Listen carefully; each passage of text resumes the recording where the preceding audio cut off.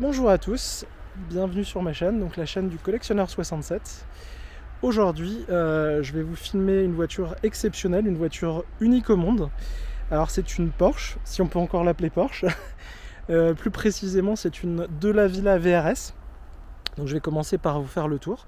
Donc je suis avec le propriétaire à côté de moi et puis on lui posera quelques questions au fur et à mesure de la vidéo pour savoir un peu plus sur la voiture. Et puis après, il nous emmènera peut-être faire un petit tour et on va voir ce que ça donne sur la route. Alors, comme vous pouvez le voir, c'est à l'origine, alors comme vous pouvez ne pas le voir, parce que c'est à l'origine une Porsche 996 qui a été recarrossée. Alors c'est un long travail parce que là concrètement il y a l'avant qui a été refait, l'arrière, les ailes. De ce que j'ai lu, a priori il y a juste le toit qui est resté d'origine. C'est ça. Le reste c'est complètement revu. Alors sur l'arrière, elle est siglée donc DeLaVilla VRS. C'est un préparateur français. C'est un préparateur français qui est du côté de Lyon. Du côté de Lyon et qui, tu m'as dit tout à l'heure, qui est parti à la retraite. Et qui est parti à la retraite en 2022. Donc ça, c'est encore plus unique d'avoir ce type de voiture où il n'y en aura plus tout simplement. Tout à fait, il n'y aura plus de production en tout cas de Porsche DeLaVilla. Donc du coup au niveau de la voiture, à l'origine c'est quoi comme modèle de Porsche? C'est une Porsche 996 Carrera 4. D'accord, donc au niveau du moteur c'est le 3,6 litres. Le 3,6 litres, 320 chevaux. Ok, et elle a été un petit peu préparée ou c'est... Un petit peu préparé mais on ne gagne pas grand-chose, Pas grand-chose au niveau puissance. Allez, on va continuer notre petit tour. Alors je vais juste filer sur l'arrière.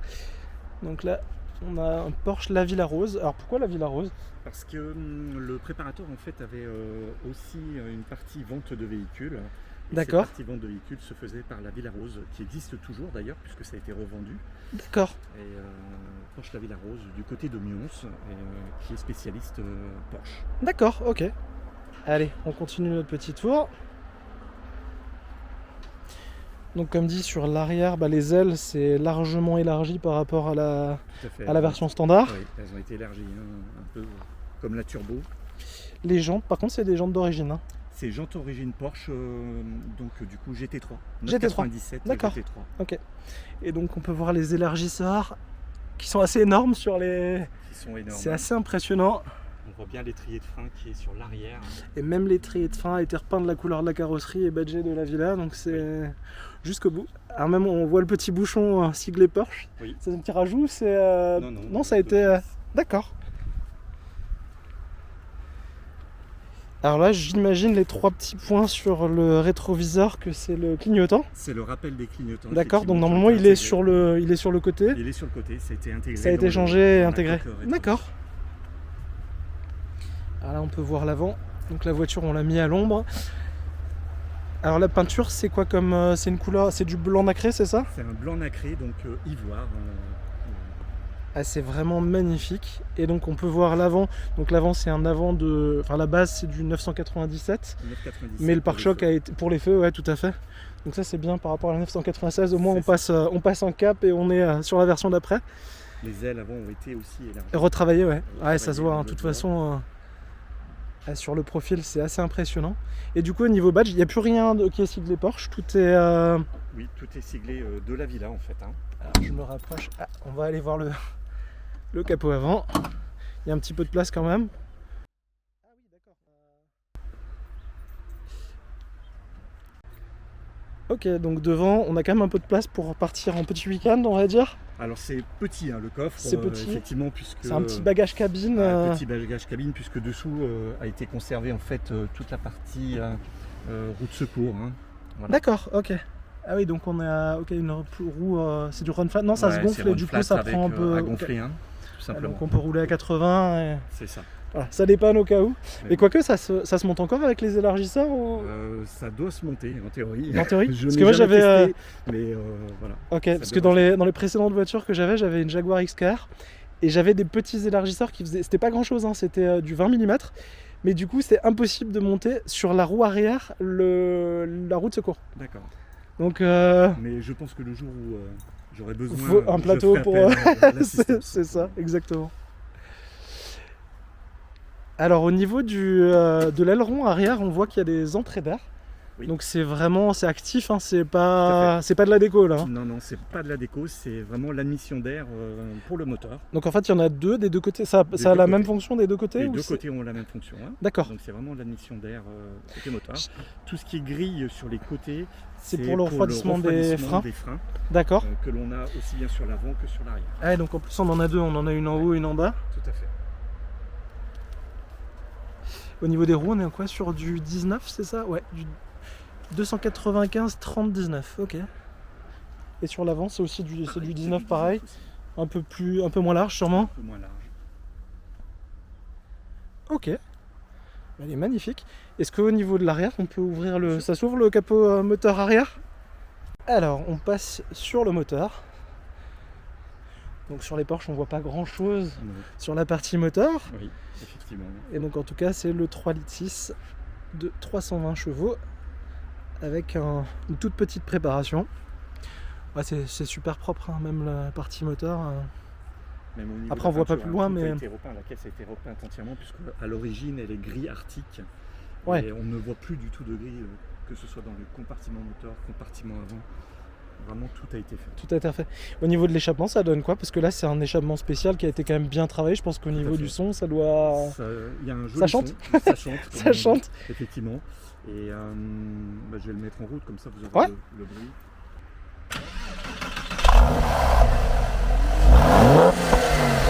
Allez, ça chante.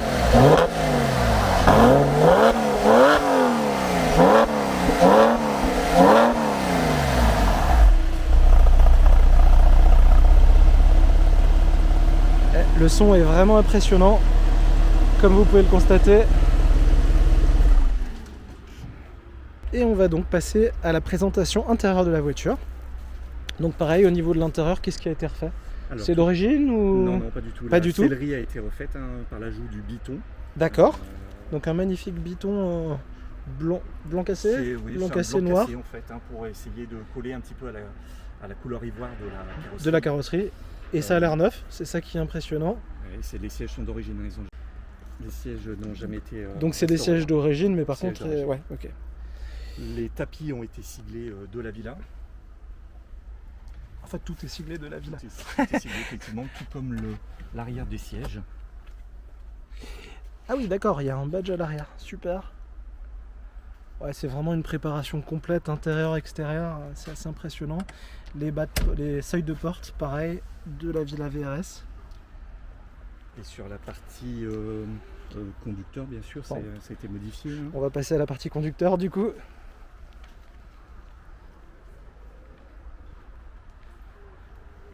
C'est pareil, les contreportes, c'est vraiment du beau travail. On a l'impression quasiment qu'elle est neuve à l'intérieur. Hein. C'est une voiture de son âge. De presque 20 ans, c'est impressionnant. Donc on a un centre de volant. Ça c'est pareil, c'est pas d'origine. Hein. Non. Le centre de volant, donc les pédaliers alu. Ah, donc les pédaliers c'est pareil, c'est siglé, ils sont tous siglés de la Villa. Les LED de rappel au niveau des pieds. Ah oui, exact. Et les tapis de porte. De la Villa. Encore une fois, le seuil de porte. Les compteurs qui ont été siglés de la Villa VRS avec modification de la couleur. Ah, et donc c'est une voiture qui a presque 20 ans et que 58 000 km. C'est ça. On peut dire qu'elle est presque neuve. Et l'ajout de la plaque de numérotation, puisque celle-ci porte le numéro 6 sur les 21 qui ont été produites. D'accord, donc il y a 21 exemplaires qui ont été produits. Voilà. Et donc on va au milieu, on va regarder la numéro 6 sur 21. Et donc quelle est la différence avec les autres 21 voitures la couleur, produites principalement. D'accord, donc c'est une couleur par version, tout à fait. Une par voiture. Et puis le modèle sur lequel la modification a été faite, puisque ça pouvait être une Carrera comme celle-ci, ou une Turbo, ou une GT3. D'accord, donc en fait on ramenait au préparateur la voiture qu'on souhaitait préparer. Tout à fait. Et il faisait la préparation complète sur la voiture. C'est ça. Je vais encore faire un petit tour et puis après je pense qu'on va aller faire un petit essai. Elle est vraiment magnifique. Hein. Allez, je propose qu'on aille faire notre petit essai. Allez, on est parti, on s'installe à bord.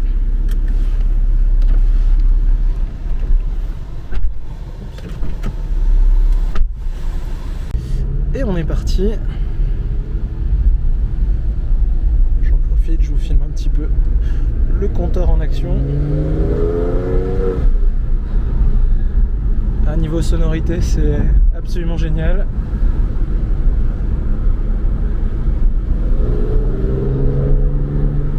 Au niveau des dodanes et tout ça, ça passe bien. Il faut faire attention parce qu'elle est très attention. basse du fait qu'il y a une préparation des amortisseurs. On est sur des amortisseurs réglables. Ok. Elle a été surbaissée et ce qui fait que malheureusement les ralentisseurs. On le sent même sur la route. La suspension, c'est ferme. C'est ferme, c'est très ferme. Et je vais essayer de faire une vue par le.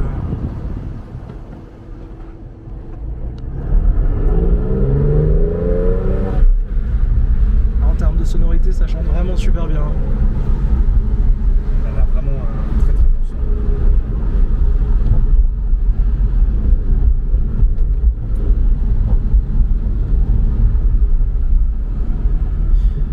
Et du coup, en Allemagne, ça donne quoi? On monte pas loin des 280. D'accord. Et t'as déjà essayé ou... Ouais, je l'ai une seule fois. Parce que je suis allé. Ah, c'est bien, on a quand même la chance, étant frontalier, on a l'autobahn à côté. C'est ça, l'autobahn. On a le droit de se faire plaisir en toute sécurité, enfin en toute sécurité, je sais pas, mais on a le droit. Je me permets.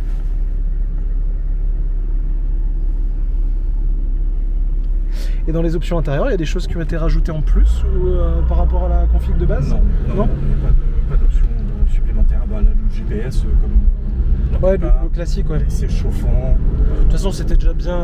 Elle était déjà bien équipée d'origine, ouais. Donc rien n'a été rajouté.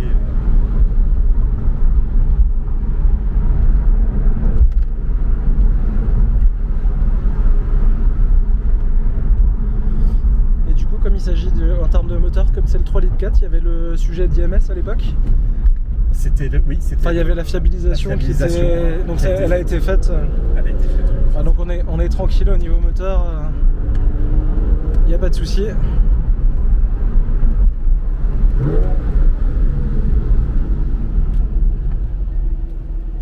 J'avais une petite question. Qu'est-ce que c'est que le trait au milieu? C'est la radio, l'antenne radio. D'accord, ça je savais pas du tout. Ok. Ok, bon.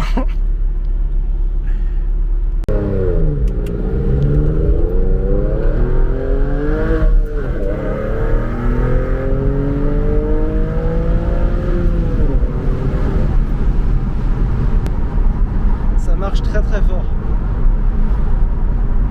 Je suis assez surpris de l'effet de vitesse pour le coup. Pour une voiture atmosphérique, oui, il n'y a pas de turbo. Pour le 0 à 50, c'était bien.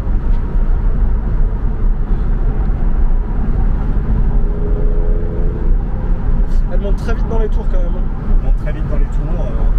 On approche les 7000 tours. Ah, si je fais la comparaison à ma Ferrari California, je trouve qu'elle met un tout petit peu plus de temps à monter dans les tours pour une Admo. Bon, après, ça marche bien.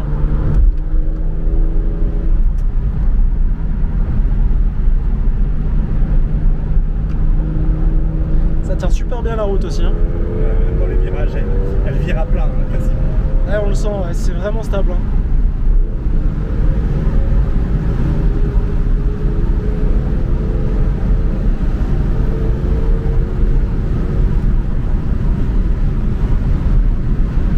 Et ce qui est génial aussi, c'est qu'on a une boîte auto manuelle. Je disais, ce qui est bien, c'est qu'on a une boîte manuelle également. Donc là, c'est vraiment. Ça apporte quelque chose en plus. Boîte manuelle, 6 vitesses.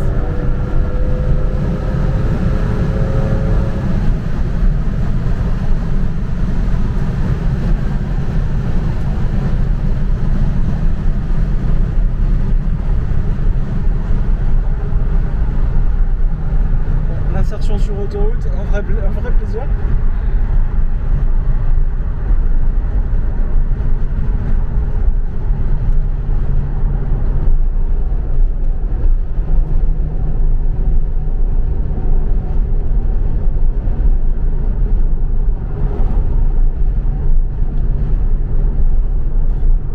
On a encore de la chance d'avoir des petites portions à 130 km/h alors que c'est de plus en plus limité à Strasbourg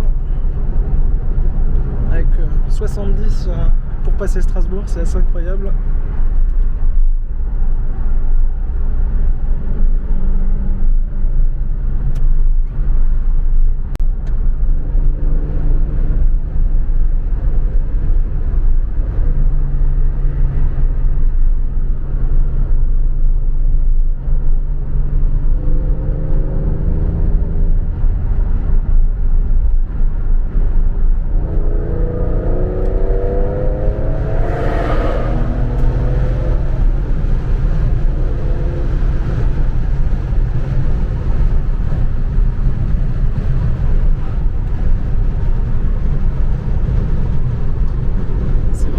Avec le petit toit ouvrant aussi. Ça donne pas mal de luminosité.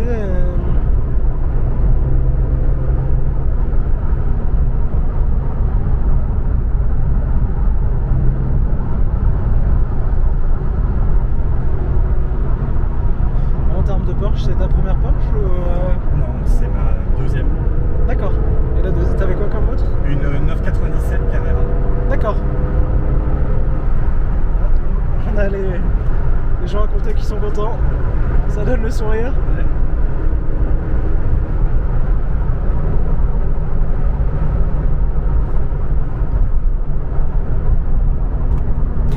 Et on n'a pas parlé au niveau coût de la voiture, ça donne, si on peut en discuter, je sais pas. Alors au niveau de la préparation d'origine qui a été faite sur la voiture, on est sur une facture de plus de 50 000 € de préparation. D'accord. Et en termes de temps pour la réalisation, est-ce que tu sais ce que... Alors je sais pas combien de temps il a fallu. D'accord. Bon, je pense qu'il y a quand même quelques semaines ou quelques mois plutôt Ouais, pour... vu le travail.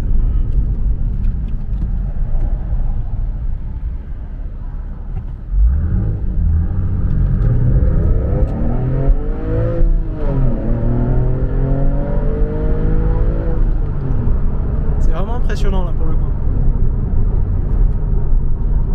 On a du mal à croire que ça fait un petit peu moins, enfin un petit peu plus de 4 secondes pour le 0 à 100. Vu l'accélération, là, je suis assez surpris. Ouais. Elle a vraiment la pêche. Bon, la motorisation est quasi neuve, 58 000 km. Ouais. Et au niveau entretien, ça donne quoi? C'est quoi? C'est un entretien tous les ans? C'est un entretien tous les ans en fonction du nombre de kilomètres effectués. C'est classique en fait. Et tu fais ça chez Porsche ou tu... Alors je vais le faire là où je l'ai acheté. D'accord, ok. Très bien. Si on peut le dire. Non, mais je pense qu'on va... Et en termes de coût d'entretien, ça revient... On part sur je quoi? sais pas, comme je l'ai depuis le mois de février. D'accord, c'est tout récent, ok. tout récent. D'accord. Ouais. Donc Ça la fait première que- surprise, ça sera potentiellement l'année prochaine. Voilà, c'est ça. Ok. Et il y a des entretiens coûteux potentiellement à faire sur... Il y a toujours le gros entretien qui est... C'est quoi? Il y a une courroie de distribution du coup? Non, C'est une courroie chaîne? d'accessoires. D'accord, ouais, donc on est déjà bien tranquille à ce niveau-là. Ouais, pas de courroie de distribution. Ouais, donc c'est du courant, au pire des cas, des bougies, filtreur, l'huile, ouais. Vidange de la boîte. Ouais, ça va, c'est du relativement standard. C'est relativement standard.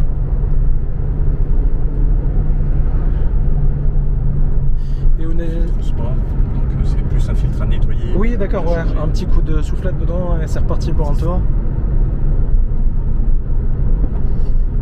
Et au niveau assurance, ça, si on peut en parler, ça donne quoi en termes de Alors, tarifs? c'est justement un petit peu compliqué au niveau de l'assurance. Parce que comme c'est pas standard, c'est pas standard et il faut que l'assurance puisse prendre en compte en fait le fait que ce soit une préparation et que... extérieure et donc en cas d'accident qu'il puisse y avoir réparation. D'accord, et du coup ça se passe comment? Il y a un expert qui passe pour expertiser la voiture et pour donner un prix sur la voiture? L'assureur a demandé un rapport d'expertise D'accord. pour justifier justement la valeur de la voiture et surtout les préparations qui ont été faites dessus. Et je suis passé en fait par le courtier qui assure quasiment toutes les deux la villa, qui est sur Lyon. D'accord, ok, bon. Au moins il connaît, il sait de quoi il parle. Le produit parce qu'il a justement une de ses employés qui est une ancienne personne qui a travaillé pour le garage de la villa. D'accord. Et du coup ça donne quoi en assurance? On est pas loin des 1 000 €. Oh ça va, c'est raisonnable, ok. C'est très raisonnable à condition d'avoir les 50%. Ah, on est d'accord. Bah moi sur la Ferrari je suis à peu près à 950 000 €, donc c'est sur le même... On est sur le même rapport. Ouais, ça va. Et finalement, quand on compare ça à une Audi RS6, RS4, et je pense que en termes d'entretien, de toute façon, c'est pareil. Hein. C'est pas parce qu'on a une voiture extrêmement haut de gamme que finalement. Moi, je vois l'entretien sur la California, j'en ai fait qu'un pour l'instant. Je m'en sors bien aussi. Mais l'entretien sur la California, il faut compter 1 200 €. Et au final, 1 200 €, je suis 500 sur ce qui est à faire. Et concrètement, je suis à peu près certain qu'on va chez Audi, on va chez BMW. Je pense qu'on est presque sur les mêmes coûts pour des voitures très standards. Plus standards, on va dire.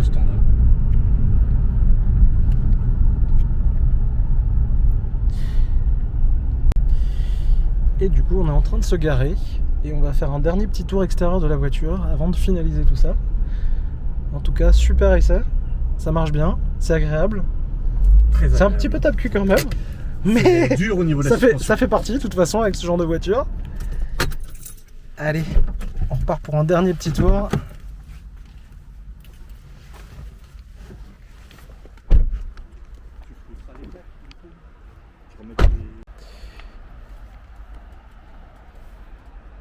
Allez, dernière petite vue sur la voiture.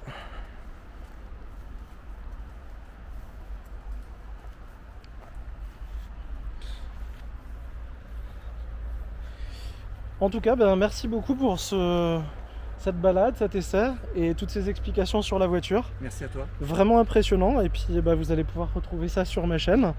Et puis en tout cas, n'hésitez pas à vous abonner sur la chaîne. Je vais essayer de faire de plus en plus d'essais de voitures. Donc là, c'est le premier. On teste, on voit ce que ça donne. Et j'espère qu'il y en aura encore beaucoup. Et tout ça, c'est grâce à vous et à vos abonnements. En tout cas, je vous remercie beaucoup et je vous dis à très très bientôt pour une prochaine vidéo. Au revoir.